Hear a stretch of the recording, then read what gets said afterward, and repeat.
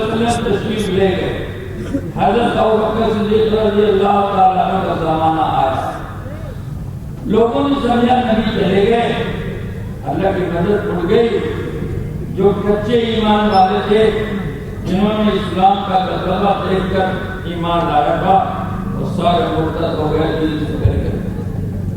اور دنیا بھر سے یہ آوازیں آنے لگی کہ اب اچھا موقع ہے, ان کے نبی نہیں ہیں, اب ان کے عید سے عید بجا دو اور ان کو سرکہ حدیث سے نکال دو. اور اس طرح سے مدینے کی طرف لوگ چلے ہیں اور لوگوں کا اظہار ہوا ہے, اور لوگوں نے اپنے دل دماغ ایسے بنائے ہیں کہ ایسا لگتا تھا کہ مدینے میں کوئی زندہ نہیں رہ سکتا. حضرت ابوبکر صدیق رضی اللہ تعالیٰ عنہ نبی پاک صلی اللہ علیہ وسلم کے تربیت یافتہ اور آپ کے منشے کو سب زیادہ سمجھنے والے, اس کا حل ان کو اسی میں دکھائی دیا کہ ان کو پھراؤ. کہ اسلام پھیلا تھا پھرنے سے, عزت ملی تھی پھرنے سے, بامقام ہوئے تھے پھرنے سے, باحیثیت ہوئے تھے پھرنے سے, روب دبدبہ پیدا ہوا تھا پھرنے سے. کیا کرنا چاہیے کہ پھر سے ان کو پھراؤ. حالانکہ بڑے بڑے صحابہ اس وقت اس بات سے ہل گئے تھے اور متاثر ہو گئے تھے کہ اس حال میں جب چاروں طرف سے دشمن ہی دشمن ہے تو اب مدینے کا چھوڑنا مناسب نہیں ہے, بلکہ مدینے میں رک جانا مناسب.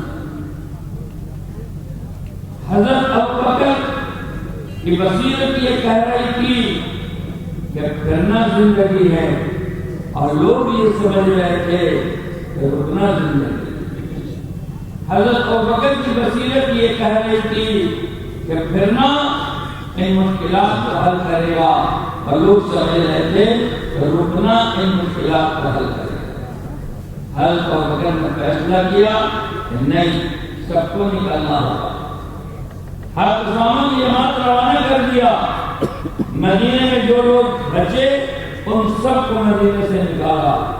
حضرت کہنے لگے ہمارے بیوی بچوں کی بات الگ ہے, امہات المومنین ہیں, مسلمانوں کی مائیں ہیں, آپ کو یہ نہیں دکھائی دے رہا کہ دشمن چاروں طرف سے ہیں, ان کا کیا ہوگا, آپ مدینہ کو خالی کر رہے ہیں مردوں سے.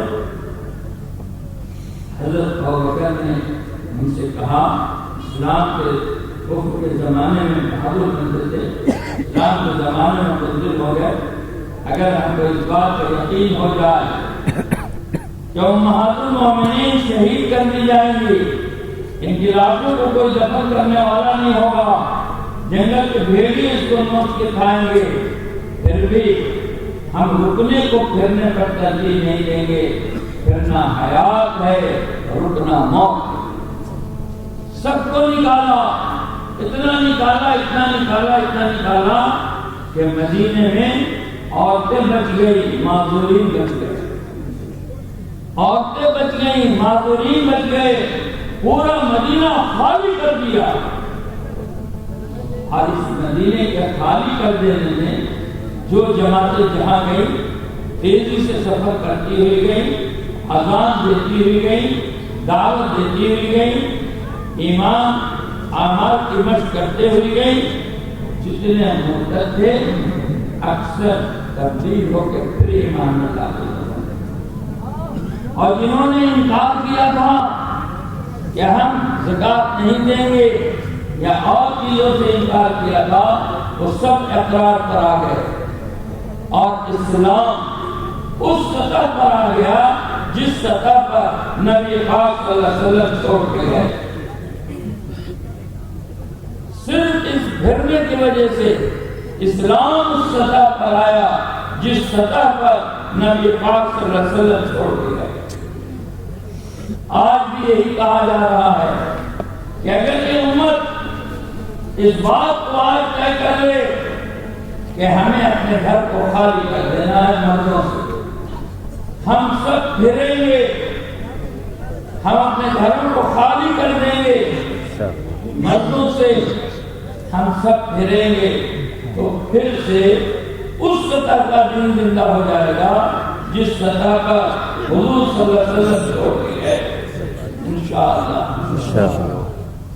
یہ واقعات بتا رہے ہیں کہ اگر اس امت نے پھر سے پھرنے والی سنت کو پکڑ لیا اور اس کو اپنی زندگی کا امتیاز بنا لیا، موضوع زندگی بنا لیا، اور پھر سے یہ امت ایمان و اسلام کو لے کے پھرنے لگی، تو ایمان کی حقیقت اس کے اندر آئے گی، اسلام کی حقیقت اس کے اندر آئے گی، معاشرہ سماج ایمانی اسلامی بنے گا، جو عام انسانوں کے لیے دروازہ بند ہو جائے گا، اور یہ اسی طرح باحیثیت اور بامقام ہو جائے گی، اور اس سطح کا دین زندہ ہو جائے گا جس سطح پر نبی پاک صلی اللہ علیہ وسلم ہو سکے۔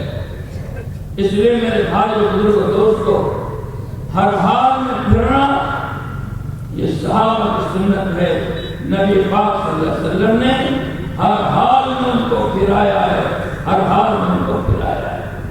اس لیے اصل پھرنا ہے، یاد رکھو، بچہ بھی پھرے گا، جوان بھی پھرے گا، بوڑھا بھی پھرے گا، معذور بھی پھرے گا، مریض بھی پھرے گا، پیسے نہیں ہوں گے تو قرضے لے کر پھرے گا، زمین جائیداد بیچ کے پھرے گا، پیٹ پہ پتھر باندھ کے پھرے گا، پیر میں چیچڑے باندھ کے پھرے گا، پھرنا اس امت کی زندگی۔ اس لیے ہم سب اس کا ارادہ کریں کہ پوری زندگی پھریں گے انشاءاللہ، ایمان و اسلام کو لے کے پھریں گے، یہ پورا مجمع ارادہ کریں انشاءاللہ۔ اب یہ ہے کہ باری باری سے پھرنا، سارا کا سارا گھر ایک ساتھ نہیں نکلے گا، باری باری نکلے گا، ایک آئے گا دوسرا جائے گا، ایک آئے گا دوسرا جائے گا، تو دو جماعتیں بنیں گی، ایک مہاجرین کی پھرنے والی اور ایک انصار کی مقام پر رہنے والی، اور دونوں کے دو کام ہیں۔ یاد رکھنا بار بار اس بات کا سلام، اصل پھرنا، اصل پھرنا، اور ہر حال میں پھرنا، ہر حال میں پھرنا۔ تو پہلا ارادہ تو یہی ہوگا کہ ہم پھریں گے اور ہر حال میں پھریں گے انشاءاللہ۔ لیکن کسی وجہ سے ایک طبقہ رک گیا، نہیں نکلا، نہیں گیا، تو وہ کیا کرے؟ اس کے لیے یہ ہے کہ رسول اللہ صلی اللہ علیہ وسلم کی محنت سے جو جماعت تیار ہوئی، جو امت تیار ہوئی، اس میں دو ہی طبقہ تھا، ایک مہاجر تھا، دوسرا انصار، تیسرا طبقہ نہیں تھا۔ مسلمان یا تو مہاجر ہوگا، پھر رہا ہوگا، یا پھرنے والوں کی نصرت کر رہا ہوگا، یہ دو ہی ہے، تیسرا نہیں۔ اگر ہم پھر نہیں رہے ہیں اور پھرنے والوں کی مدد بھی نہیں کر رہے ہیں، تو پھر ہم اپنے بارے میں سوچیں کہ ہم کیا ہیں۔ مدینہ پاک میں دو طرح کے لوگ تھے جو امت صلی اللہ علیہ وسلم نے بنائی تھی، ایک پھرنے والے مہاجر، ایک پھرنے والوں کی مدد کرنے والے، یہ کوئی تیسرا نہیں تھا مسلمانوں، یہ دو ہی تھے، تیسرا نہیں تھا۔ اور تیسرا جو تھا وہ بہت خطرناک تھا، کیا عرض کریں، کہنے کی بات نہیں، دین کی بات ہے، آپ کے سامنے یہ آنی چاہیے کہ مدینے میں نبی صلی اللہ علیہ وسلم کی محنت سے جو امت بنی، اس میں ایک تو پھرنے والے تھے مہاجر، اور دوسرے پھرنے والوں کی مدد کرنے والے تھے انصار، اور جو نہ مہاجر تھا نہ انصار تھا، اور کہتا تھا کہ ہم مسلمان ہیں، تو یہی منافقین ہے۔ اللہ ہمارے آخری کا، اس لیے یہ پورا مجمع اپنے دل سے پوچھے کہ تو کون ہے۔ ہم سب پوچھیں اپنے آپ سے، میں بھی اپنے آپ سے پوچھوں۔ دیکھو نبی صلی اللہ علیہ وسلم کے زمانے میں منافقین کے نفاق کا تعین وحی سے ہوتا تھا. نبی صلی اللہ علیہ وسلم پر وحی آتی تھی منافق. آج کوئی نبی نہیں ہے کہ اس پر وحی آئے. آج کوئی کسی کو منافق نہیں کہہ سکتا. نہ ہم آپ کو کہہ سکتے ہیں نہ آپ ہم کو کہہ سکتے ہیں. ہاں منافقانہ فعل کہا جائے کہ یہ حرکت منافقوں جیسی ہے. منافق نہیں ہے, منافق نہیں ہے, یہ مما یہاں منافق نہیں ہے. حرکت منافقین جیسی. جیسے کوئی نماز چھوڑ دیا کافر نہیں ہے, لیکن اس کا یہ عمل کافروں جیسا ہے. سمجھ میں آ رہی بات؟ اسی طرح سے آج کوئی منافق نہیں کہہ سکتا کسی کو, لیکن یہ کہا جائے گا کہ اس کا یہ عمل منافقوں جیسا ہے. تو مدینے میں جو امت تیار ہوئی اس میں ایک تو مہاجرین تھے, نکلنے والے ایمان اسلام کو لے کر, اور دوسرے ان کی مدد کرنے والے تھے انصار. اور جو نہ نکلا ہوا تھا نہ نکلنے والوں کی مدد کرتا تھا, بلکہ نکلنے والوں کو کم ہمت کرتا تھا, روکتا تھا. لا تنظروا کے راستے, ابھی فصل کا زمانہ ہے, کہاں نکل رہے ہیں؟ اتنی گرمی ہے, کہاں نکل رہے ہیں؟ ایسی معذوری ہے, کہاں نکل رہے ہیں؟ نکلتا بھی نہیں تھا, نکلنے والوں کی مدد بھی نہیں کرتا تھا, بلکہ رکاوٹ ڈالتا تھا. یصدون عن سبیلی. تو یہ کام کرنے والے اس زمانے میں منافقین تھے, اور اس زمانے میں جو یہ کام کرے گا وہ منافق تو نہیں کہا جائے گا, لیکن یہ ضرور کہا جائے گا کہ اس کا یہ عمل منافقوں جیسا ہے.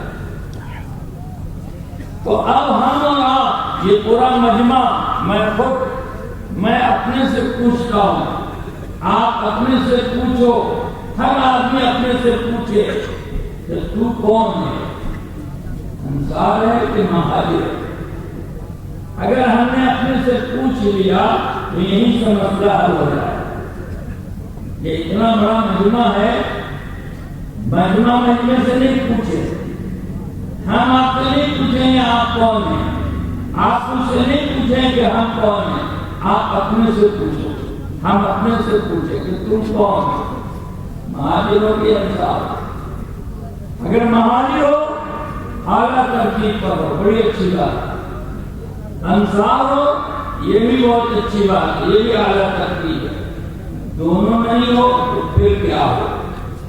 تو ہمارا اندرون ہم کو جگائے گا کہ اگر نہ مہاجر نہ انصار تو یہ فعل ہمارا منافقانہ ہے. یہ تو حرکت منافقوں کی تھی. توبہ توبہ توبہ, جلدی سے دونوں میں کہیں شامل ہو جاؤ, چاہے مہاجر بن جاؤ چاہے انصار بن جاؤ, دونوں میں کہیں جلدی سے شامل ہو جاؤ. اگر نہ مہاجر ہو نہ انصار ہو تو کہاں ہو؟ اس لیے میرے بھائی بزرگ دوستو, اصل تو پھرنا ہے, لیکن ظاہر ہے کہ سب کے سب نہیں نکلیں گے, ترتیب وار نکلیں گے. تو جو بن گئے وہ کیا کریں گے؟ وہ نکلنے والوں کی نصرت کریں گے. نصرت کس طرح سے ہوگی, کیا نصرت ہوگی؟